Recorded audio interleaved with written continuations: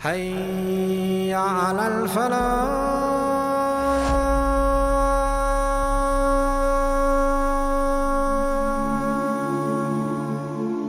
میں تجربے کی روشنی میں یہ بات عرض کیا کرتا ہوں کہ بھائی بچے باپ کے فرما بردار اس وقت ہوتے ہیں جب اماں انہیں باپ کا فرما بردار کرتی ہے، اور بچے باپ کے نافرمان بھی تب ہوتے ہیں جب اماں انہیں باپ کا. میں نے اپنے کانوں سے سنا ایک دفعہ ایک بچہ اپنے باپ سے کہہ رہا ہے آپ نے تو ساری زندگی باہر گزار دی، پیسے کمانا کون سا مشکل کام ہے، دکھ سکھ تو سارے اماں نے برداشت کیے، سکولوں میں وہ جاتی تھی، فلانا کام وہ کرتی تھی، فلانا کام. اب یہ سوچ اس کی ذاتی تو نہیں، یہ اس کو دی گئی ہے. اور اگر اس کو یہ سوچ دے دی جائے کہ اماں کہے کہ میں تو اپنوں میں رہی ساری زندگی، میں نے تو اپنوں میں وقت گزارا، اور تیرا باپ تو کئی دفعہ جنازے بھی نہیں پڑھ سکا، اس نے تو ماں باپ ایسے دفن کر دیے، وہ اگر یہ سوچ فراہم کرے تو پھر بچہ باپ کا فرما بردار ہوتا ہے. اور یہ والی روایتیں ہم بیوی کو سناتے ہیں، حالانکہ کس کو سنانی چاہیے؟ بولیے. بہن اور بیٹی کو، بہن اور بیٹی کو سنائیں یہ باتیں، ان کو سمجھائیں تاکہ آگے جا کے وہ جو گھر ترتیب دیں وہ گھر بڑا عمدہ اور نکھرا ہوا ہو. حضرت سیدنا ابراہیم 13 سال کے بعد آئے، چونکہ گھر میں اللہ تبارک و تعالیٰ کی دوستی کا چرچا تھا، اللہ تبارک و تعالیٰ کی محبوبیت کا غلبہ تھا. 13 سال کے بعد فلما بالغ معہ السعی، بیٹا جب اتنا بڑا ہوا کہ سال چلنے لگا تو حضرت ابراہیم نے اپنے بیٹے کو بلا کے کہا بیٹا مجھے خواب آئی ہے، میں تجھے ذبح کر رہا ہوں، تیری کیا رضا ہے؟ تو حضرت اسماعیل کہنے لگے یا ابت افعل ما تؤمر، ابا جی اللہ جیسے حکم دیتا ہے میرے ساتھ ویسے ہی کریں، جیسے اللہ حکم دیتا ہے ویسے ہی، بولیے ویسے ہی کریں. حضرت حاجرہ کو کہا کہ ایک دوست نے دعوت کی ہے تو وہاں جا رہے ہیں، بی بی مطمئن ہے، تفصیلات کی ضرورت نہیں، ختم بات، اعتبار ہے، مطمئن ہو گئی. شیطان پیچھے سے آیا اماں کے پاس. ذرا تھوڑی دیر کے لیے تصور جمائیے، یہاں تو پڑوسن آ کے کوئی بات بتا دیتی ہے خاوند کے بارے میں تو کئی مہینے جھگڑا جاری رہتا ہے، پڑوسن محلے دار. شیطان نے آ کے بتایا لفظ کیا ہے؟ کہا حضرہ تمہیں پتہ ہے کہاں جا رہے؟ کہا دوست کی دعوت میں. تو کہنے لگے دوست کون ہے؟ رب کریم. اور ابراہیم کا خیال ہے کہ اس رب نے مجھے حکم دیا ہے کہ میں ذبح کروں.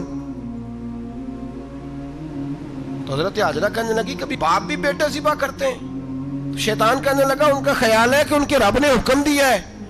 تو جناب حاجرہ فرمانے لگی اگر رب نے حکم دیا تو پھر تو مجھے شیطان لگتا ہے، تو مجھے شیطان لگتا ہے.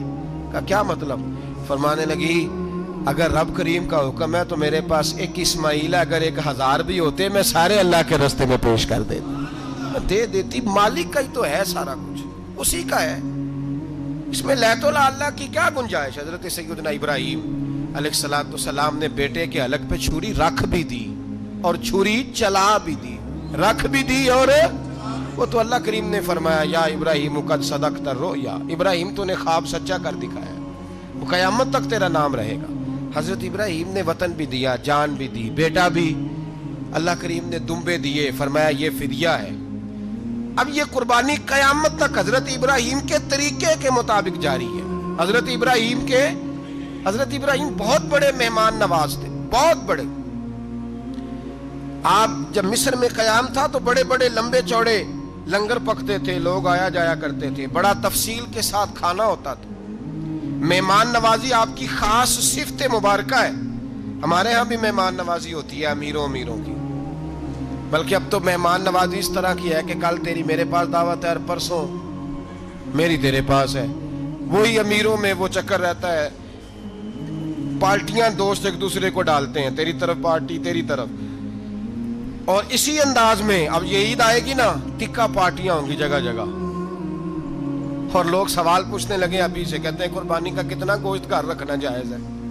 قربانی کا کتنا گوشت گھر رکھنا جائز ہے؟ سارا ہی جی ہاں، اس لیے فریزر لے لے، فریج سے نہیں کام چلے گا، سارا ہی جہاز گھر رکھنا سارا ہی جائز ہے، رکھ لیں. او خدا کے بندے، قربانی وہ بندہ دیتا ہے جو سارا سال ہی گوشت کھاتا ہے. صحیح کہہ رہا ہوں؟ قربانی صاحب نصاب صاحب استطاعت بندہ دیتا ہے نا، تو وہ سارا سال ہی گوشت، تو سارا گھر میں رکھنا بھی جائز ہے، لیکن سارا دے دینا بھی تو جو آ رہی ہے اس پہ کیوں توجہ کرتے ہو, جو دوسرا جائز ہے اس پہ کیوں نہیں عمل کرتے؟ سارا تقسیم کر دیں, بات ختم ہوئی. یقین کریں محرم میں جا کے دوست ٹیلی فون کر کے سوال پوچھتے ہیں, کہتے ہیں صاحب سنا ہے قربانی کا گوشت محرم میں کھانا جائز نہیں. میں کہ نہیں, ربیع الاول چ بھی جائز جے, رجب رمضان تک کھاؤ, کوئی بندہ نہیں منع کرتا, اس لیے کہ کسی کو دینا تو پسند ہی نہیں. یا پھر اس میں سے جو خاص خاص چیزیں ہیں وہ اپنی فریج میں, اور باقی جو ہے وہ دوسروں کے لیے. یہ کیا طریقہ ہے ہمارا؟ اور اسی پہ عمل ہے. اللہ تبارک و تعالی ہمیں سمجھنے کی توفیق عطا فرمائے. حضرت ابراہیم بہت بڑے مہمان نواز تھے. صرف قربانی نہیں دیتے تھے, سارا سال بہت سارا لنگر, بہت سارا کھانا پینا, بہت ساری چیزیں جاری رہتی تھی. اور جتنے غریب لوگ تھے فلسطین کے, ان کو پتا تھا کہ حضرت ابراہیم علیہ السلام کا لنگر جاری ہے. فلسطین میں جب آپ کا قیام تھا, ایک دفعہ ڈھیروں مہمان آ گئے اور کھانے کو کوئی چیز نہیں. حضرت سارہ اور جناب ہاجرہ دونوں اس وقت موجود تھیں. وہ کہنے لگی ابراہیم بہت سارے مہمان آ گئے تو کیا کریں؟ جناب سارہ کہنے لگی کس طرح کر کے ان کی مہمان نوازی کرنی. اور حالات یہ ہیں کہ قحط پڑا ہوا ہے فلسطین میں, مصر میں, دور دراز علاقوں میں. تو حضرت ابراہیم کہنے لگے یہ اللہ کے مہمان ہیں اور ہمیں رب کریم کا بندہ سمجھ کے آ گئے, اللہ ہی بندوبست کرے گا. فرمانے لگے میرا مصر میں ایک دوست ہے, وہ قحط کے دنوں میں غلہ جمع کر لیتا ہے, میں اس کی طرف پیغام بھیجتا ہوں, مجھے امید ہے وہاں سے غلہ ملے گا. 2 3 5 اونٹ والے غلام بلائے اور ان کو کہا کہ جاؤ غلہ لے آؤ مصر کے دوست سے. وہ لوگ کہتے ہیں ہم غلہ لینے گئے, وہاں جب پہنچے تو حضرت ابراہیم خلیل اللہ علیہ السلام کا پیغام دیا تو آپ کا وہ دوست کہنے لگا غلہ تو بے شمار تھا, مجھے خبر نہیں تھی کہ حضرت ابراہیم کا پیغام آئے گا, تو میں تو سارا تقسیم کر چکا ہوں, لوگ لے گئے, اب تو کوئی شے نہیں. اب وہ خالی آ گئے 5 کے 5 اونٹ. جب خالی آئے تو حضرت ابراہیم کی حویلی کی دیواریں چھوٹی چھوٹی تھیں. ان غلاموں میں سے, خادموں میں سے, آپ کے ان چاہنے والوں میں سے ایک کہنے لگا یار وہ غریب تو انتظار کر رہے ہوں گے کہ غلہ لینے گئے ہیں, ہمیں روٹی ملے گی. چھوٹی چھوٹی دیواریں ہیں, وہ جب دیکھیں گے نا خالی آ گئے تو انہیں تکلیف ہوگی. اس طرح کرو بوریوں میں ریت بھر لیتے ہیں, ریت بھر کے لے جاتے ہیں, بعد میں اندر رکھ کے انہیں سمجھا بہلا لیں گے یا حضرت ابراہیم کو بتائیں گے, وہ خود ہی ان لوگوں کی دل جوئی فرمائیں گے. اب غلہ کی جگہ ریت بھر کے اونٹوں پہ رکھ کے لائی گئی. لا کے بوریاں جب رکھ دی گئیں, حضرت ابراہیم علیہ السلام دوپہر کے وقت آرام فرما رہے تھے.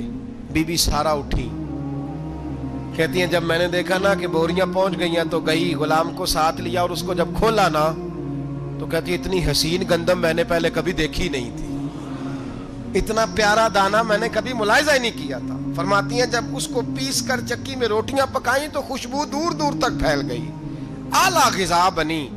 بڑے بڑے کھانے بیبیوں نے مل کے پکائے, چن دیے گئے. حضرت ابراہیم اٹھے تو لوگ کھانا کھا رہے ہیں, سجدہ شکر ادا کیا, اور جب سجدے میں گئے تو وحی آنے لگی, پھر رونے لگے. جب پلٹ کر باہر تشریف لائے تو جناب سارہ کہنے لگی ابراہیم تمہارا مصری یار بڑا اچھا ہے, اس نے اتنی اعلیٰ گندم بھیجی ہے کہ اتنی تو میں نے پیاری گندم کبھی دیکھی نہیں. جناب ابراہیم مسکرائے, فرمانے لگی سارہ یہ مصری یار نے نہیں بھیجی, یہ میرے عرشی یار نے بھیجی ہے, یہ میرے عرشی یار نے بھیجی ہے. بھائی مہمان نوازی مزاج تھا, ہاتھ لٹا دینا مزاج تھا, دوسروں کی اشکشوئی مزاج تھا. حضرت ابراہیم علیہ السلام کا طریقہ ہے قربانی, حضور نے ان کا طریقہ بیان کیا. اگر سال کے بعد قربانی دینا ان کا طریقہ ہے تو سارا سال غریبوں کو روٹی دینا بھی حضرت ابراہیم کا طریقہ ہے. سارا سال غریب کی نوکری کرنا یہ بھی حضرت ابراہیم کا طریقہ ہے. بھوکے کو کھانا کھلانا یہ بھی میرے مصطفیٰ کریم سید عالم صلی اللہ علیہ وسلم سے صحابہ نے پوچھا حضور بہترین مسلمان کون ہے؟ بہترین مسلمان تو حضور نے فرمایا جو سلام لینے میں پہل کرے اور غریب کو روٹی کھلانے میں سب سے اچھا ہو, وہ بہترین مسلمان ہے, زبردست مسلمان. ہمارے ہاں دعوتیں ہوتی ہیں تو امیروں کی, افطاریاں ہیں تو امیروں کی, اور میرے مصطفیٰ کریم علیہ السلام نے فرمایا بدترین دعوت ہے جس میں امیر بلائے جائیں غریب نہ بلائے جائیں, وہ بدترین دعوت. حضرت ابراہیم کا طریقہ رہا ساری زندگی مہمان نہ